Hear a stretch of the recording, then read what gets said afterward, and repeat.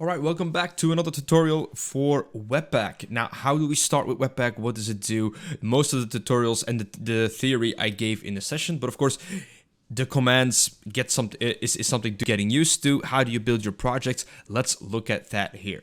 So we have our assignment from last time. If you don't know what I did here, go back to the NPM and cleave.js demo. It's a very short demo that explains how to set up an NPM project, because that's what we are going to need with webpack.js, or Webpack, I'm sorry, not webpack.js. Now, if we go here and start converting this might be a bit too confusing. So let's start with a very clean install of Webpack and a very clear project. Now, everything I'm going to say is somewhat an accelerated version of the Getting Started series. So if you go to Webpack Guides Getting Started, or on the main page, if you scroll down, awesome, isn't it? Getting started, then you will see a very clear explanation of all the steps it takes to create a Webpack project.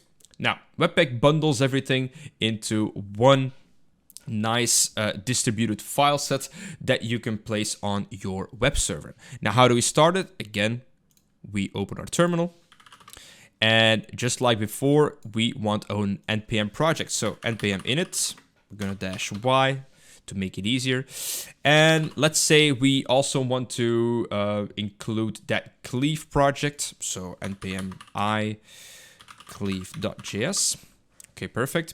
If we want to make it Webpack compatible, we need to install Webpack here in a local setting. So npm I webpack-cli.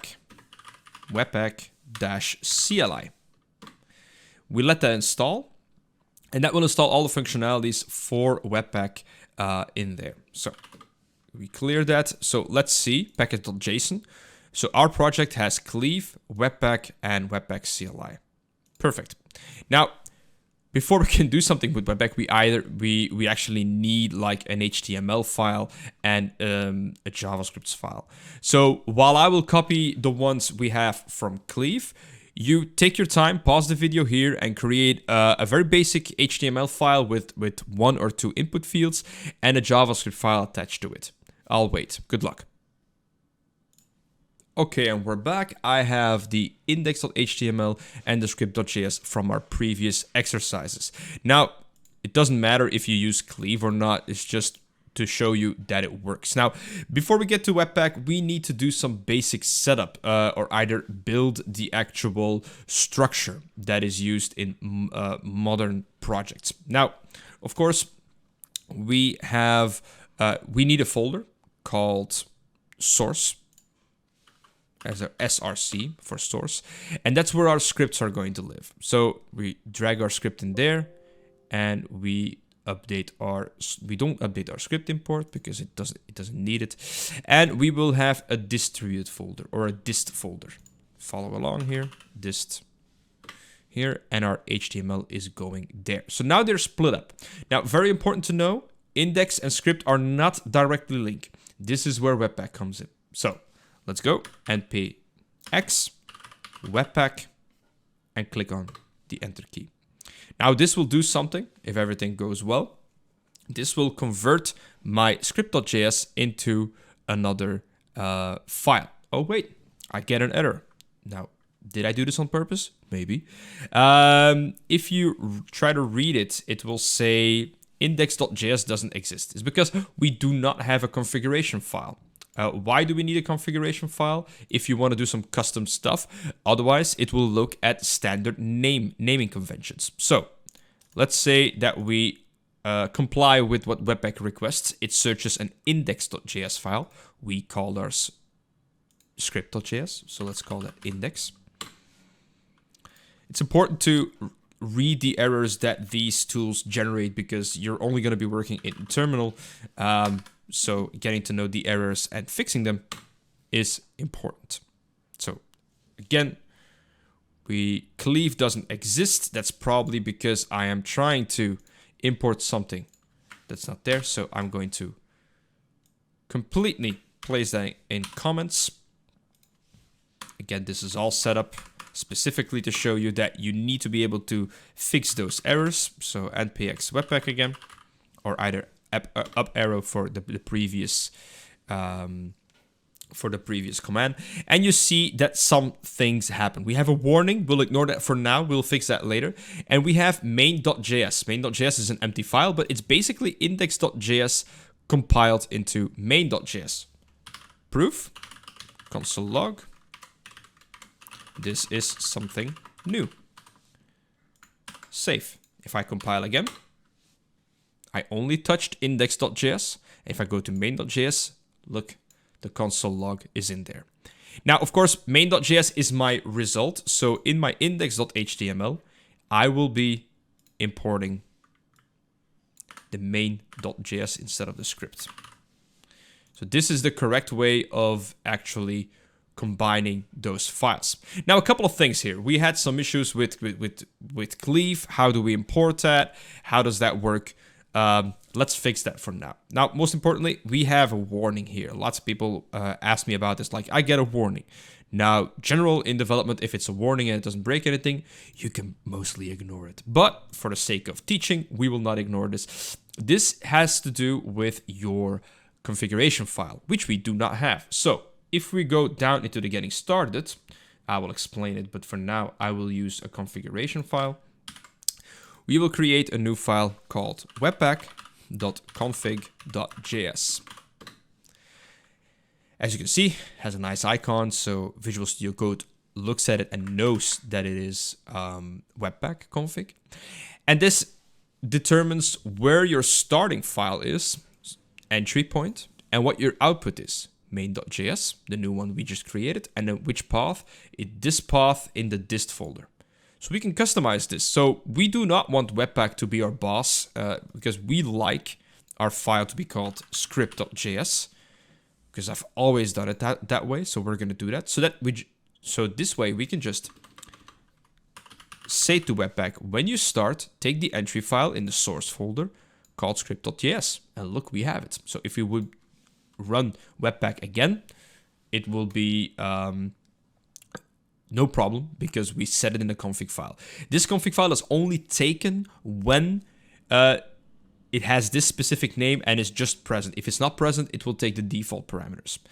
Again, to finish up, the warning speaks about mode. Mode, if you continue in the documentation, is something that you can add to the configuration file. So mode, and which mode do we have, or which different modes do we have?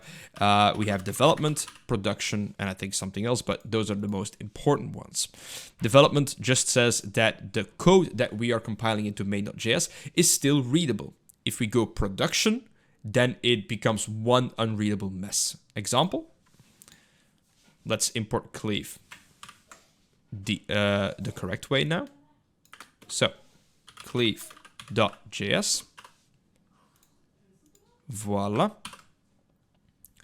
And we try, let's uncomment this as well and try to do npx webpack.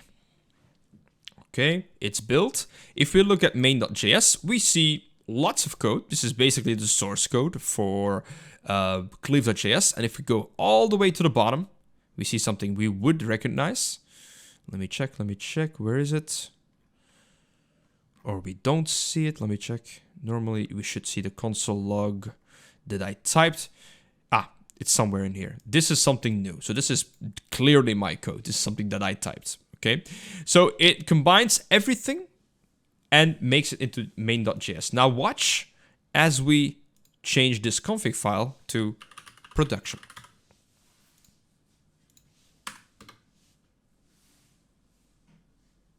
Main.js, and this is unreadable. Also, very fun to note, this is only one line of code.